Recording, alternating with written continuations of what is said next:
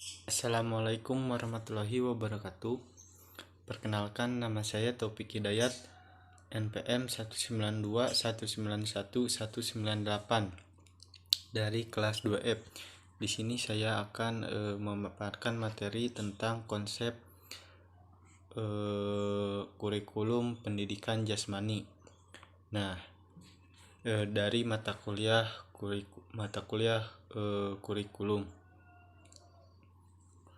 Nah, di sini saya akan memaparkan materi yang pertama, itu ada pengertian pendidikan jasmani. Nah, jadi pengertian pendidikan jasmani ini yaitu adalah salah satu mata pelajaran yang ada di sekolah yang merupakan media pendorong perkembangan keterampilan maupun motorik, keterampilan fisik, pengetahuan, sikap, sportivitas, pembiasaan pola hidup sehat, dan pembentukan karakter melalui mental, emosional, spiritual, dan sosial dalam rangka mencapai tujuan pendidikan secara nasional. Nah, adapun pendidikan jasmani menurut Depdiknas tahun 2006, yang dimana pendidikan jasmani, olahraga, dan kesehatan itu merupakan salah satu mata ajar yang diberikan di suatu jenjang pendidikan sekolah tertentu, yang merupakan salah satu bagian dari pendidikan keseluruhan yang mengutamakan aktivitas jasmani dan pembinaan pola hidup sehat yang bertujuan untuk perkembangan jasmani, mental, sosial, spiritual, emosional, serasi, dan seimbang. Nah, adapun menurut Samsudin tahun 2008, yang dimana pendidikan jasmani adalah suatu proses pembelajaran melalui aktivitas jasmani yang didesain untuk meningkatkan kebugaran jasmani, mengembangkan keterampilan motorik, pengetahuan, dan perilaku hidup sehat, serta aktif, sikap sportif, dan kecerdasan emosi. Nah, submateri yang kedua itu ada asumsi dasar program pendidikan jasmani. Jadi asumsi ini dasar program pendidikan jasmani ini adalah asumsi dasar, pada dasarnya adalah pijakan yang kokoh dan tepat yang dapat dipertanggungjawabkan dalam menyelenggarakan sesuatu. Nah, asumsi dasar program pendidikan jasmani merupakan pijakan yang kokoh yang dapat dipertanggungjawabkan dalam membuat dan menyelenggarakan program penjas, yang dimana ada 3 asumsi. Yang pertama itu ada program pendidikan jasmani dan program olahraga mempunyai tujuan yang berbeda. Nah, yang kedua itu ada pembuatan program olahraga terutama ditunjukkan untuk mereka yang betul-betul mempunyai keinginan atau tertarik untuk mengkhususkan diri pada salah satu atau beberapa cabang olahraga yang berkeinginan untuk meningkatkan kemampuannya. Nah, yang ketiga itu ada anak-anak bukan miniatur orang dewasa. Jadi kemampuan, kebutuhan, atau perhatian dan minat bakat anak-anak itu berbeda dari kemampuannya. Nah, kebutuhan, minat, dan perhatian orang dewasa ini sudah tentu kurang cocok apabila pembelajaran dikonotasikan seperti menuang air dari dalam gelas yang satu gelas ke yang gelas lainnya. Nah, para guru pun tidak cukup dengan memberikan program aktivitas jasmani ataupun olahraga untuk orang dewasa kepada anak-anak, tetapi demikian juga pengalaman latihan anak-anak pun berpengaruh terhadap pengalaman kemampuannya.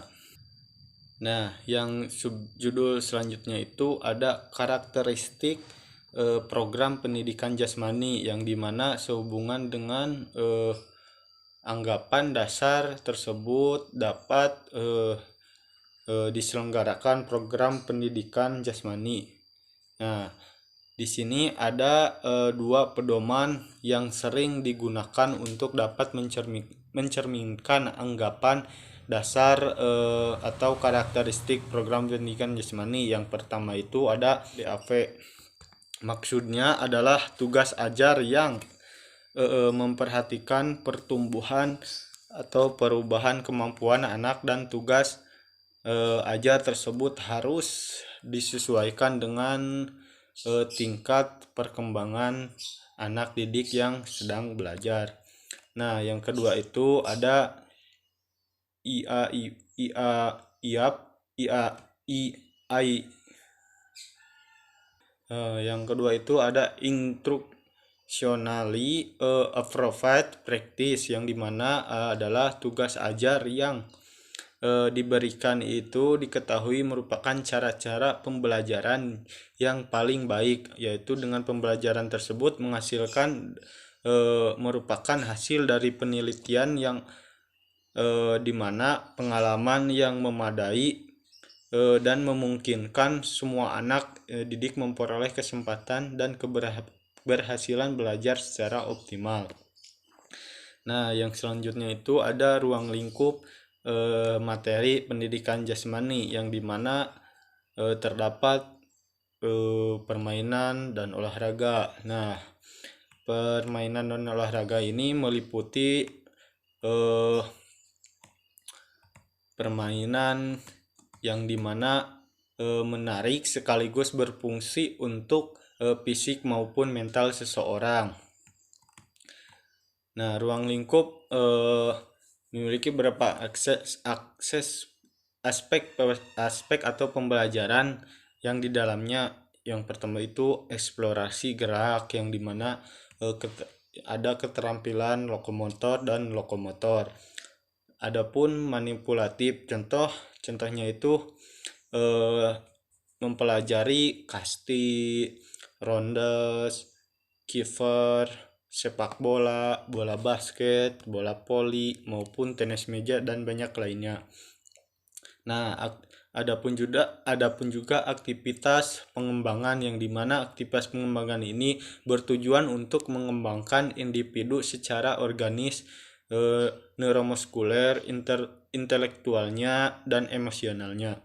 Nah, contohnya itu seperti pengembang ini misalnya mempelajari mekanika sikap tubuh serta komponen kebugaran jasmani yang dibentuk tubuh serta aktivitas lainnya. Nah, yang selanjutnya itu ada aktivitas senam, yang dimana senam ini salah satu ruang lingkup yang dikaji secara mendalam di dalam pendidikan jasmani.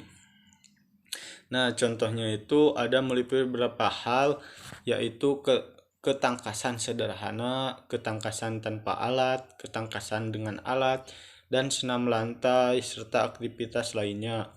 Nah, yang selanjutnya itu ada aktivitas ritmik.